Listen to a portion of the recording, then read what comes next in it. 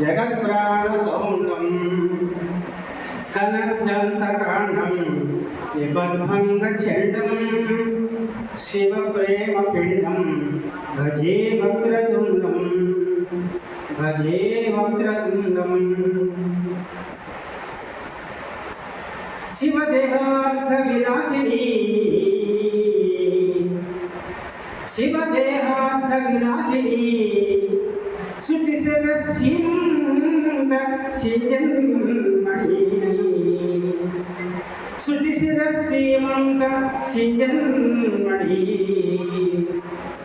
భవమోహ ప్రవిదాహనైకశిఖి భవమోహ ప్రవిదాహనైకశిఖి భాస్వద్రవీందుస్తని భాస్వద్రవీందుస్తని నవయోనిస్థిత బిందురూపిణి నవయోనిస్థిత బిందురూపిణి శిరోనాళీకమాధ్వీపవనాంధో భుజగేశ్వరి శిరోనాళీక మాధ్వీ విపత్ పవనాంధో భుజగేశ్వరి మమదయన్ కాపాడవే శ్రీధరి మమదయన్ రక్షింపవే శ్రీధరి అని అదంతా పరామర్శ నమస్కారం తెలియజేసుకుంటూ హరిది గ్రహణామానం హరిది గృహనామానం అన్నయ్యేది విస్తృతం అన్నయ్యేది విస్తృతం హరి అన్నయ్యేది విస్తృతం సభాధ్యక్షం గుణాధ్యక్షం ప్రణమామి సభాస్థితం ప్రణమామి సభాస్థితం అని అధ్యక్ష వారు నమస్కారం తెలియజేసుకుంటూ సహభక్తి అయినటువంటి ఆదివేశాస్త్రి గారికి కూడా హృదయపూర్వక నమస్కారం తెలియజేసుకుంటూ మధ్యపట్ల కులోత్తంసం ప్రాచ్య విద్యా సుధీవరం మధ్యపట్ల కులోత్తంసం ప్రాచ్య విద్యా సుధీవరం ప్రాచ్య విద్యా సుధీవరం సుబ్రహ్మణ్యేతి విఖ్యాతం గ్రంథ సర్కారమాశ్రయే గ్రంథ సర్కారమాశ్రయే ఆత్మనివేదని గ్రంథాన్ని సృజించిన సుబ్రహ్మణ్య శాస్త్రి గారికి సభాపూర్వక నమస్కారం తెలియజేసుకుంటూ ఇది ఆత్మ నివేదన. ఆత్మ అనే శబ్దానికి చాలా అర్థాలు ఉన్నాయి. అందులో ఏ నివేదన అంటే ముఖ్యంగా 3 అర్థాలు తీసుకోవాలి. ఆత్మ అనే దానికి దేహము ఒక అర్థం ఉంది, మనస్సు ఒక అర్థం ఉంది, జీవాత్మకంగా ఉన్న పరమాత్మ ఒక అర్థం. ఈ 3 మనం తీసుకోవాలి. వాయువు అర్థం ఉంది, ఇంకా చాలా అర్థాలు ఉన్నాయి. కానీ ఆత్మ నివేదన అంటే ఈ 3 అర్థాలు గ్రహించండి. ఈ 3 అర్థాలకు అనుకూలంగా పుస్తకంలో ఆ బొమ్మ అలా ఉంటుంది. అద్భుతమైన చిత్రం. కాళ్ళు మాత్రం చూపెడుతున్నారు, తల చూపించలేదు. ఎందుకో తెలిసిన అది ఎవరి కాళ్ళు? అమ్మవారి కాళ్ళ, అయ్యవారి కాళ్ళ? కుంభో కుంభాస్పదే తేయం శ్రీరో కుంభాతలా భజే అథవా నిష్కలం ధ్యాయే సచ్చిదానంద నిర్గుణం సచ్చిదానంద రూపకం అన్నారు. ఆవిడ పురుషుడిగానే భావం చేయండి, స్త్రీగానే భావం చేయండి, లేదా నపుంసకుల బ్రహ్మగా భావం చేయండి. కనుకనే ఇందులో అమ్మవారి స్తోత్రాలు ఉన్నాయి, అయ్యవారి స్తోత్రాలు ఉన్నాయి. అది కేవలం పాదపద్మాలు మాత్రం చూపించారు. ఆ కాళ్ళ దగ్గర పడి ఆ కళ్ళల్లో ఆత్మ నివేదన కనపడుతుంది చూడండి. అది మనస్సు కళ్ళకు వ్యక్తం చేయడం. దేహం ఒక అర్థం చెప్పాను, మనస్సు ఒక అర్థం చెప్పాను, పరమాత్మ ఒక అర్థం చెప్పాను. ఆ పరమాత్మ కాళ్ళు, ఆ నిర్గుణ కాళ్ళు పట్టుకున్నాడు. ఆ కళ్ళల్లోంచి మనస్సు నిర్వేదంగా కర్మయంగా బయట కనబడుతోంది. కాళ్ళు పట్టుకోవడం, మనస్సులో ఆ పరమాత్మ ధ్యానం చేయడం. ఈ 3 లక్షణాలకి ఈ బొమ్మ చూపుతున్నట్టు సరిపోయింది. మరి ఎవరి సెలక్షణం తెలియదు కానీ అద్భుతమైన సెలక్షణం. అది మన సుబ్రహ్మణ్య వారి యొక్క పుస్తకం. అక్క చూసి లోపలికి వెళ్ళాలి, లేకపోతే సరైన సమీక్ష కాదు. ఈ ఆత్మ నివేదనలో ఈ 3 రకాల ప్రార్థనలు ఉంటాయి. అసలు వారు ప్రాచ్య కళాశాలలో పఠన పాఠనాల్లో ఆరితేరిన వారు ఇక్కడ రాజమండ్రి కళాశాలలో 2-3 ఏళ్ళు పనిచేశారు. ప్రౌఢజాతం బాధలకు చెప్పారు. వారు రిటైర్ అయిన తర్వాత నేను వచ్చారు. ఇంచుమించుగా వాళ్ళ పోస్టులోనే వచ్చారు కూడా. వారు చెప్పినట్టుగా 4 భాగాలు ఇందులో ఉన్నాయి. వాడి మొట్టమొదటి ప్రస్థానం శ్రీరామలింగేశ్వర ప్రస్థానం. సరే, చివరికి ఆత్మనివేదనతో అది పద్ధతి. ముందు ఆత్మనివేదన చేసేసుకుంటే ఇంకా రాముడునో కృష్ణుడినో ఈశ్వరుడు ఎలా పూర్తి చేస్తాము? కనుక వారి జీవిత ప్రారంభం రామలింగేశ్వరుడితో. అందులో రాముడు ఉన్నాడు, రామలింగడు ఉన్నాడు. చివరికి చేరిది అమ్మవారి పాదపద్మ, నిర్గుణ పాదపద్మాలు. అమ్మవారైనా అయ్యవారైనా మరి రాముడు లేదు, అది పరమాత్మ అవదు. అందుకే మొట్టమొదటి కొంచెం చూడండి, నిర్గుణ పరబ్రహ్మని నిర్గుణ తేజపుంజాన్ని స్మరణ చేశారు. మొట్టమొదటి కొంచెం శ్రీ శివశక్తి సమ్మిళిత శన్మయ తేజము. తేజాన్ని ఉపవాసం చేస్తున్నారు. ఒక కృష్ణుడిని కాదు, రాముడిని కాదు, అమ్మవారిని కాదు. అదే శ్రీ శివశక్తి సమ్మిళిత, శివుడు పార్వతి కలిసి ఉన్న శక్తి. వాళ్ళిద్దరూ లేకపోతే శ్రీచక్రం శివయోగ బాబు. ఈ శ్రీచక్రం లాంటి పద్యం మళ్ళీ మాట్లాడతాయి. చెన్మయతే, చెన్మయం అంటే తెలుస్తోంది, అది నిర్గుణ బ్రహ్మ. పంచపుచ్చ శంకాసపరాయణం.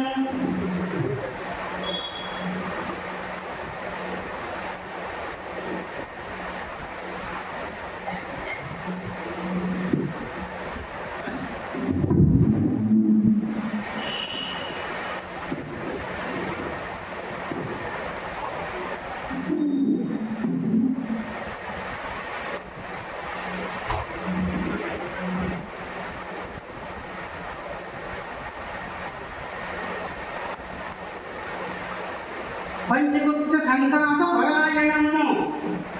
5 పుచ్చాలు పంచగుచ్చ పరాయణ. 5 పుచ్చాలు ఎవరు చేయగలుగుతారో వాళ్ళు మాత్రమే పరబ్రహ్మ, అమ్మవారి పరబ్రహ్మ. దేవుడు 5 పుచ్చాలు: సృష్టి, స్థితి, లయ, తిరోధాన, అనుగ్రహ. ఈ 5 పుచ్చాలు ఎవరి చేతిలో ఉంటారో, ఎవరి కాళ్ళ కింద ఉంటారో, ఎవరి మనస్సంకల్పం చింతిస్తూ ఉంటారో ఆయన పరమాత్మ. ఆ పరమాత్మ ఏం చేస్తున్నారు? పంచగుచ్చ సంకాస పరాయణము భవగాఢము మిహరోదయము. వాణీ వాణీశ రమేశ పూజ్యము మునీంద్ర ఉదంబుజవాసము అక్షరశ్రీ శిశేఖరము. విలసల్లక రోజు జగాల శాంతితో, విలసల్లక రోజు జగాల శాంతితో. శాంతిని కోరుతున్నారు. ఈ శాంతి ఆత్మశాంతి, మనశ్శాంతి. ఆ పంచకొత్త పరాయణ తత్వం ఏదైతే ఉందో అది మాత్రమే ఆది భౌతిక, ఆదిదైహిక, ఆధ్యాత్మిక తాపాన్ని ఉపశమనమయ్యగలరు. ఆ తేజాన్ని, నిగుణ తేజ పుణ్యాన్ని మీరు రక్షణ చేశారు మొట్టమొదటి పద్ధతిలో ఆత్మనివేదన. తర్వాత చూస్తే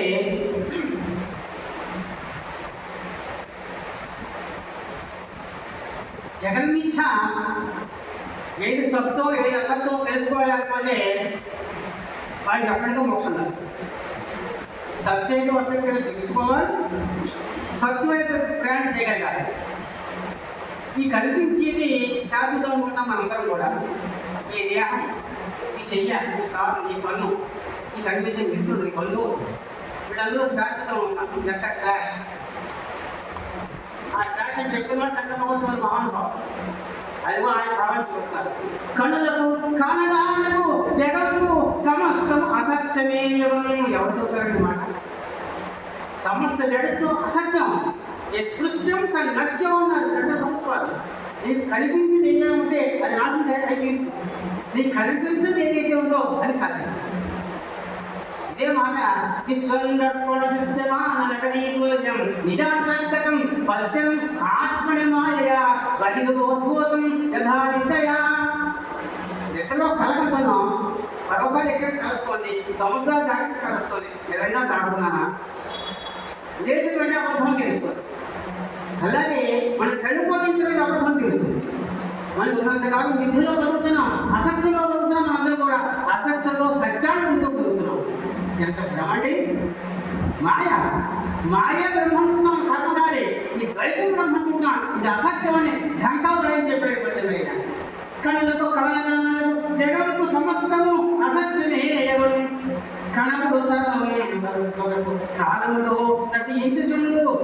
నీకు ఏది కనిపిస్తే అది ఖచ్చితంగా కాలాంతంలో నశించి తీరుతుంది, నశించి తీరుతుంది. నీకు కనిపించిందా అది నశించి కాకపోతే, కనిపించలేదా నశించు. మోహన సిద్ధాంతం అనేది శంకర సిద్ధాంతం. నాశనమును పొందకుండా అసాధ్యముగా అని సాధ్యం కాదు, నాశనం తీరాలి. ప్రకాశం ఒక్కటే కలవుడు. అందుకనే మనలో రాముడిని, కృష్ణుడిని, ఆ సీతని, ఈ జానకిని ఇది కాదు మనం పాఠం చేయవలసింది, ఇది కాదు ఉపాసన పడేది. అంటే ఏం గొప్ప గొప్ప కాదు. దీని ద్వారా అక్కడికి వెళ్ళగలగాలి. దీని ద్వారా అక్కడికి వెళ్ళినప్పుడే నీకు శాంతి, నీకు పరమగమ్య ప్రాప్తి, మోక్ష ప్రాప్తి. అదే చెబుతున్నారు. ప్రకాశం ఒక్కటే కనపడు యోగి బృందముల గమ్యపునీతులను త్యాగమునొక్కెదను. ఆ యోగీశ్వరుడు ధ్యానంలో ఆ పరమాత్మ తేజపుణ్యాన్ని నిరంతరం ధ్యానం చేస్తూ తమ ఆత్మని పరమాత్మ అనుసంధానం చేసుకుంటారే, అది ముక్తి అని ఆత్మ నివేదనకి పరమాత్మ అనే అర్థంలో రాశాడు ఈ పద్యాన్ని. 3 అర్థాలు రాశాడు చెప్పారు. అలాగే నీవు బొమ్మను కన్నా పుస్తకాలు ఏమో చూడడానికి 167 పద్యం. నీవు బొమ్మను కన్నా కలుచు నీ దివ్య మహాత్మ్యం నోరాడు తీయుచు మనసునందం ధ్యానం చేయుచు శ్రీరమ్యమును నీ పదాపదములను చేసే ఏ రోజులు పడిపడిన భావనలో నేత్రం పనే శత్రుపనే. అంత ఉన్నత స్థితికి వెళ్ళినా నువ్వు ద్వైతం పూర్తిగా మించకపోకు. ఈ ద్వైతం అద్వైతాన్ని తేల్చడానికి ఇదే ముఖ్య సాధన. నువ్వు వేరు, దేవుడు వేరు అనుకోకపోతే ఆ దేవుడులో దేవుడు వాడు నువ్వు వేరే ఉన్నావు కదా. కానీ నువ్వు దేవుడు ఒకటే ఉంటుంది అద్వైతం. కానీ నువ్వు దేవుడు ఒకటైతే దేవుడు నువ్వు దేవుడిని కూర్చేస్తావా? నీ కాదు నువ్వే కొబ్బరికాయ కట్టుకుంటావు, నీ కొబ్బరికాయ ఇంకోటి కట్టుకుంటావు, నువ్వే తింటావు. ద్వైతం లేని అద్వైతం గది ఒప్పుకో తీరవలసిందే. నా అద్వైతం కూడా సహా గురువుగారు అంటున్నాం. మరి గురువుగారు నువ్వు అద్వైతం ఎలా కుదురుతుంది? నువ్వే గురువు అయిపోవాలి కదా. కానీ గురువు పట్ల ద్వైతం తీరాలి. అలాగే ద్వైతం ద్వారానే అద్వైతం చేరుకోవాలి. ఆ భావన చూడాలి. ఇక్కడ నోరాలను ఉదయించిన ఆ ద్వైతంలో ఆ పరమాత్మ దర్శిస్తూ మనసులందరూ ధ్యానం చేయుచు శ్రీరమ్యము నీ పదములను చేత సేవించుతూ ఏ రోజులు గడుపున్న భావనలో ఏర్పడే ఈ పద్యాలు ఈ పుస్తకం 2వసారి చదవలేదు. మొదటిసారి పద్యాన్ని నాకు ముగించేవారు 10, 20, 30 అలా. అప్పటి నుంచి చూశాను. అప్పుడే 2-3 సార్లు చూసేవాడిని. ఇప్పుడు పుస్తకం వచ్చాక మళ్ళీ చూశాను. కనుక అందులో కొన్ని పద్యాలు తీసుకోవడం జరిగింది. చిత్రం ఏమిటంటే స్వామిని వర్ణిస్తూ గొప్ప పద్యం రాశాడు. ఆ పద్యం మామూలుగా పైకి మామూలుగా ఉండేది, కానీ రహస్యం ఒప్పుకునేది. ఎందుకు ఏమంటున్నారే అంటే కరుణా సాగర ఇందులో 77 పద్యం పడింది. అది ఒకసారి 75 పద్యం అయింది. కరుణా సాగర మోని నిర్మల మన కంజాన సంచార దుర్బల సంసార పయోధి తీర జన్మ ప్రారబ్ధ సంహార సత్వరజస్తామ సకూర నిర్గుణ పరబ్రహ్మాచ్చ సాకార సుస్థిర కైవల్య రమా ప్రదానకర హే శ్రీరామ వెంకటేశ్వర. 77 పద్యం ఇచ్చాను. అప్పటికి అందులో ఎలా ఉంది, కాబట్టి 75 మార్చడం జరిగింది. చిత్రం ఏంటంటే ఇందులో ఇది సంబోధన, రకారాంత సంబోధన, అన్ని రకారాంత సంబోధనలు. ఎందుకు రకారాంత సంబోధనలు? ఇటువంటి పద్యం 4-5 ఉన్నాయి ఇందులో. అందులో వైచిత్యం. మామూలుగా పద్య వైపు చూస్తే ఏమో సంబోధన చేశారనుకుంటాం. కరుణా సాగర మౌని నిర్మల మన కంజాక సంచార దుర్భర సంసార పయోధి తీర సంసార పయోధి తీర జన ప్రారబ్ధ సంహార సత్వరజస్తామస దూర దుర్గుణ పర బ్రహ్మాచ్చ సాకార మళ్ళీ నేను బ్రహ్మ చూపుతున్నాను. సుస్థిరగా రమా ప్రధానగా రామలింగేశ్వర. ఎందుకయ్యా ఇన్ని రకాల సంబోధనలు అంటే, రకాల సంబోధన అంటే రకాలలో 2 లక్షణాలు ఉన్నాయి. ఒకటి అగ్నిబీజము, 2 సూర్యబీజం. నీ జన్మ కర్మని నశిస్తే తప్ప నీకు మోక్షం లేదు. జన్మలందరూ నశించాలి, కోసేసేయాలి, మార్చేయాలి, కడబెట్టేయాలి. మన కర్మల తాలూకు బీజాలే మనకి జన్మనిస్తూ ఉంటాయి. ఆ జన్మలో దహనం కావాలంటే అగ్నికైనా సాధ్యం, సూర్యుడికైనా సాధ్యం. ఆ 2 బీజాలు రకాలు ఉంటాయి. అందుకే ఇన్న రకాలు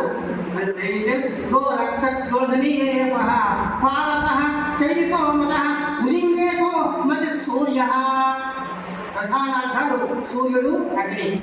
కనుక ఇన్ని సంబోధన రకాలు ఎందుకయ్యా అంటే సమస్త జన్మ పరంపర అనే రకాన్ని నాశనం చేసి గాలి చేసి నాకు జన్మరాహిత్యాన్ని ప్రసాదించయ్యా స్వామి కోటం దానికి పాల్పడాలి. అలాగే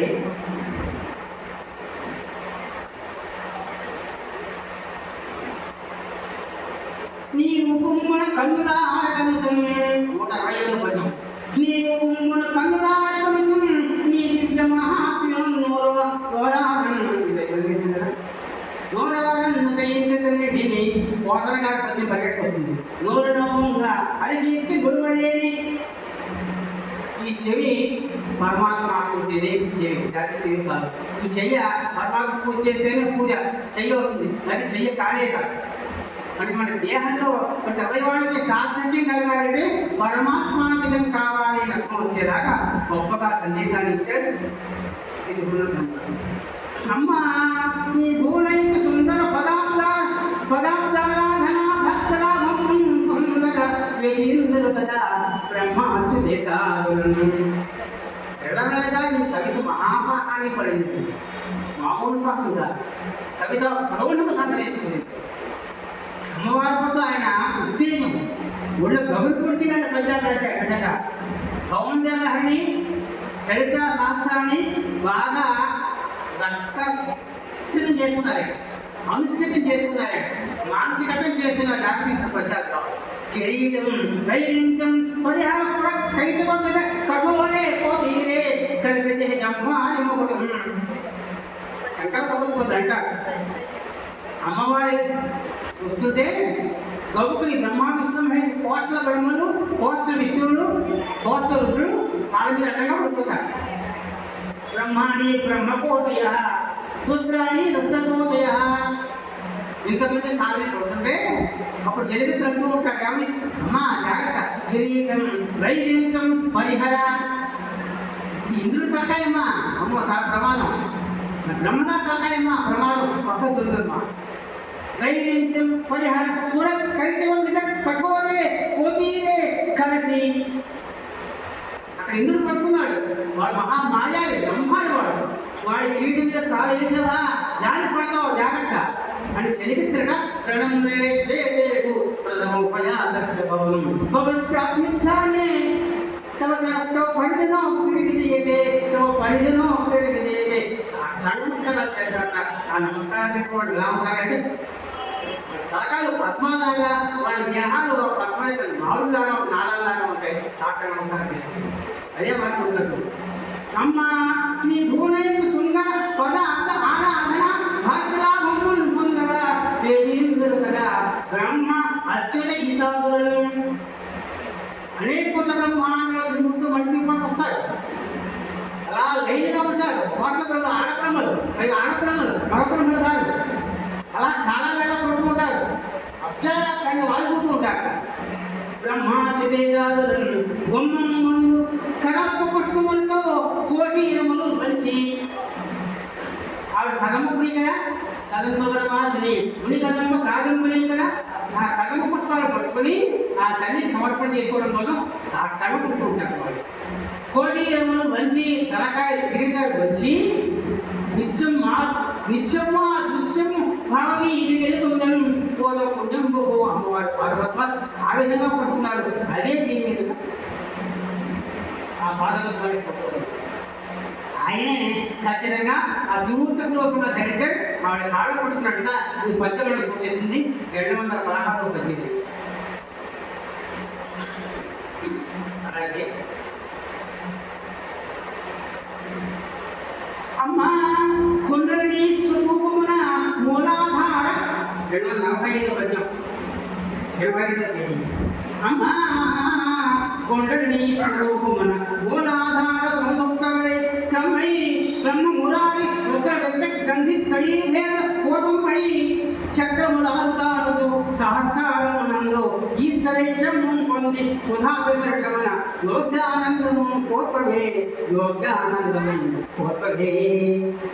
యోగ్యానందం ఉంటే చాలా మంది యోగ్యం ఉంటే యోగ్యమైన అర్థం చేసుకుంటారు. ఉచితమైన సంబంధించిన అర్థం కాదు. ఎక్కడ యోగ భూమితో చేత ప్రాప్తించే ఆనందం ఏది ఉందో అది యోగ్యానందం. యోగ్యానంద పదం మామూలు పదం కాదు. కలిసి చూడాలి, కలిసి చూడాలి. యోగ్యమైన ఆనందం ఉండడం కాదు. ఎవరికైతే ఆనందం వాడికి యోగ్యం. అటువంటి ఆనందం, వాడు ఆవుడు పంటుంటే ఆనందం, అది యోగ్యానందం. యోగ్యానంద రాగాడు యోగైన సంబోధం ఆనంద తత్ యోగ్యానందం అని దీనికి నిర్వచనం.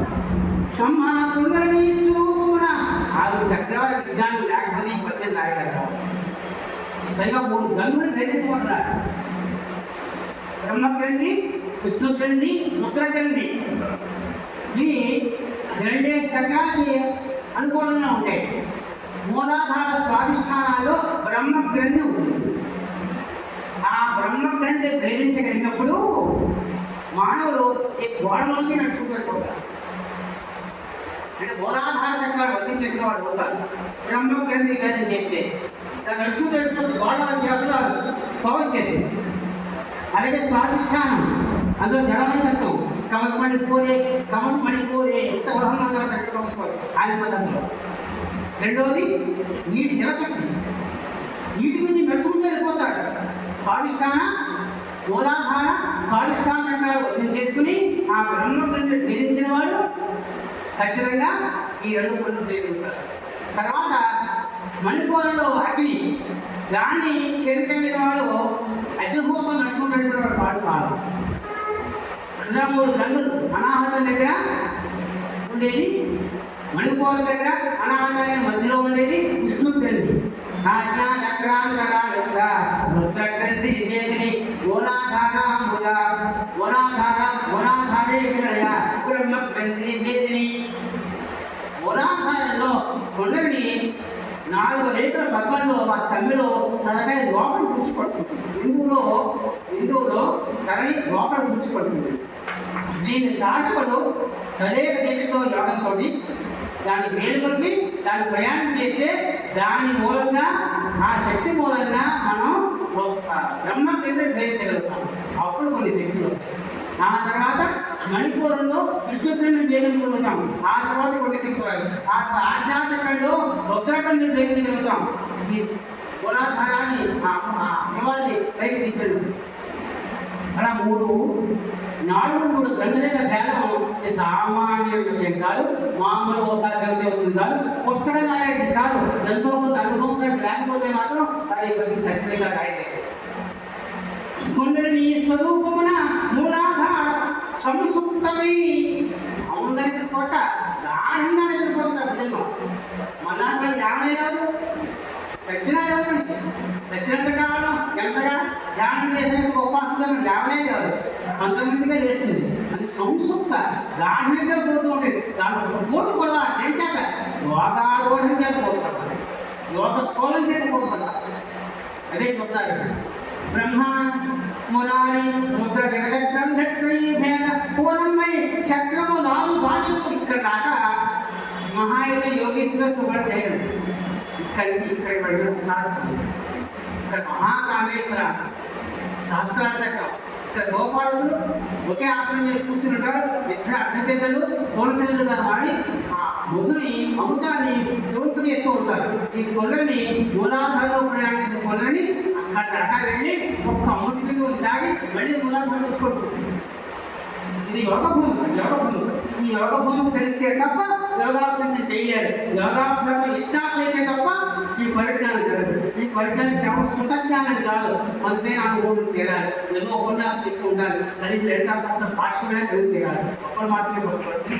అయినా లలితా శాస్త్ర భాష్యం ఆపోజిట్ వెళ్ళడానికి కారణం సుధాభివర్షమన యోగ్య ఆనందం కోర్పగే కదా. అంటే ఇంకా ఆ స్థితికి రండి, ఆ స్థితికి మనం పెరుగుతారైనా ఆ స్థితిలో ప్రయాణం చేస్తున్నారు అని కోరుకోలే అన్నారు.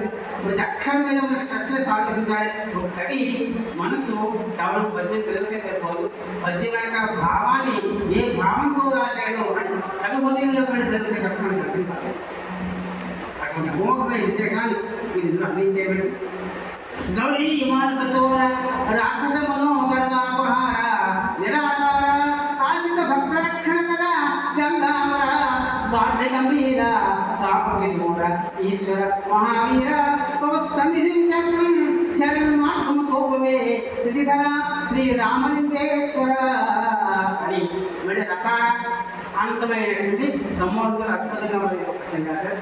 ఇలా ప్రతి పద్యము కూడా పాసిపోయే పద్యం. నేను కేవలం పూర్తి రాస్తే వచ్చే పద్యాలు కానీ కావు, మనస్సులో ఎంత మదన పడిపోతే వచ్చే పద్యాలు అనిపిస్తాయి. ఆ మదన ఈ పద్యం ప్రతి పద్యాలను కలుగుతూనే ఉంటుంది. చూస్తూ చివరిలో ఒక మాట,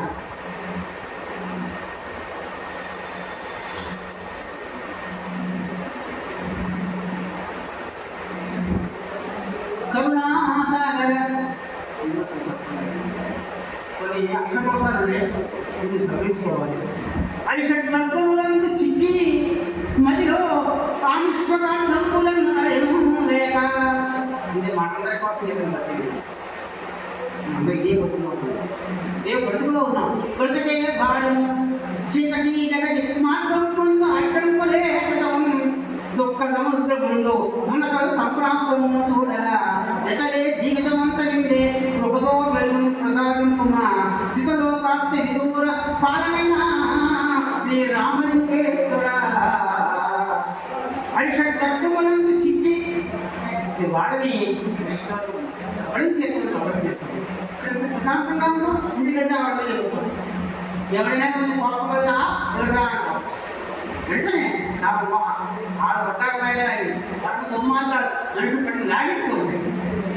మధ్యలో ఆవిష్కరార్థములను అడిగం లేక సామాన్యుడు వ్యాధి, సామాన్య వ్యాధి చెప్పాను కదా. ఆత్మవేదన 3 రకాలు ఆత్మవేదాన్ని మధ్యలో కానిలేక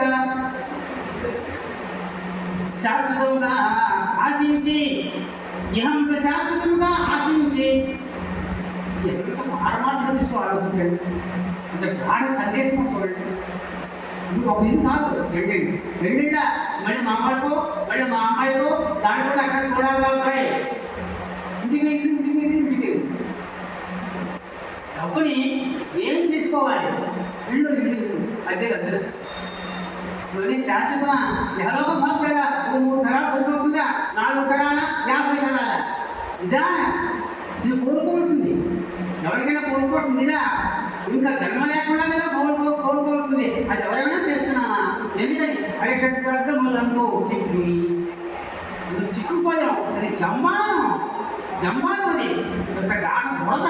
ఆ బురద కూరుకుపోయాం, ప్లాట్ఫామ్లో కూరుకుపోయాం. అయితే ఎవరైనా తెలుసును ఈ ప్లాట్ఫామ్ అయ్యా ప్రతి ఒక్కరూ సంసారంలో పడతాం. ఆ ఆనంద ఖండికాలం కానీ నా బస్సు అయిపోతాం. పిల్లల దగ్గర లేడు, వాడి ఉద్యోగాలు ఎవరు లేడు, వాడి సైడ్ కాలేజీ లేడు, పెళ్లి కాలేజీ లేడు. ఎప్పుడు ఎడుపులే మనకు అయిపోతున్నాయి తప్ప ఎందుకు వచ్చామో ఎందుకు వెళ్ళాలో తెలియట్లేదు. అది లేక విషయంలో ఒక్కరిని తెలుసుకోలేకపోతున్నాం. ఏమంటే శాశ్వతంగా ఆశించి దేవా చరణారాధన సత్క్రియాధీనత సత్సంపత్తి కోల్పోయితే నిజాయితీగా చెప్పారండి పద్యం. అది ఒక్కరిని తప్పకూడదు పద్యం, అది ఒక్కరి మనసులోని పద్యం. మనం అందరం చేస్తుంది అదే. మన గొప్పవాళ్ళేం కాదు. ఆహాని మధ్యలో గుడిగడి కొబ్బరికాయ కొట్టేస్తాం, సినిమా ఉపవాసాలు ఉంటున్నాం, వాళ్ళు వస్తుందంటే ఆయన ఉండకపోతాం, సహాయాలు మంచి పెట్టేస్తున్నాం. ఒకటి భక్తి మనగా అది భక్తిగా ఎంతమంది ప్రహారం పెట్టి గుర్తొచ్చేస్తుందో సత్యం రాదు. ఆ జీవనం ఆదుకోవడం అవుతుంది తప్ప ఈ కొన్నది దానం, కానీ ఆ దానంలో దానం అన్నమాట. ఇవన్నీ చరణారాధన సత్య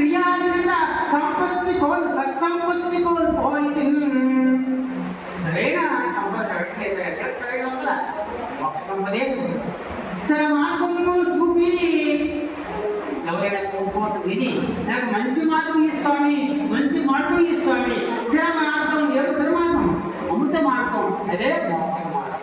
స్థిర మార్గం చూపి ప్రోగతివే రామలింగేశ్వర. ఇది ఆయన బాల్యంలో 30 ఏళ్ళ వయసులో రామలింగేశ్వరం అప్పుడే ఇంత కాఠినంగా ఉంటే ఇంకో ప్రౌఢత్వం ధరించిన తర్వాత ఆత్మనివేదన గ్రంథంలో ఆలోచించండి. ఈ 4 శీర్షులతో ఉన్న మొత్తం గ్రంథంగా కూడా ఆత్మనివేదనే. ఆత్మనివేదన చక్కగా ఆత్మ దేహాన్ని నివేదన, దేహం కోసైన బాధ, మనస్సు కోసైన బాధ, పరమాత్మ కోసైన బాధ, ఈ 3 భాగాలు చూపుకాయ వారి ఈ ఆత్మ నివేదనని అలంకరించున్నాయి. ప్రతి పద్యము ఉపాధేయమే, ప్రతి పద్యము ఉపాస్యమే చూస్తూ నిజంగా సుబ్రహ్మణ్య స్వామి గారి జన్మధన్యమైంది, నువ్వు చదివిన వారి జన్మధన్యమవుతుంది చూస్తూ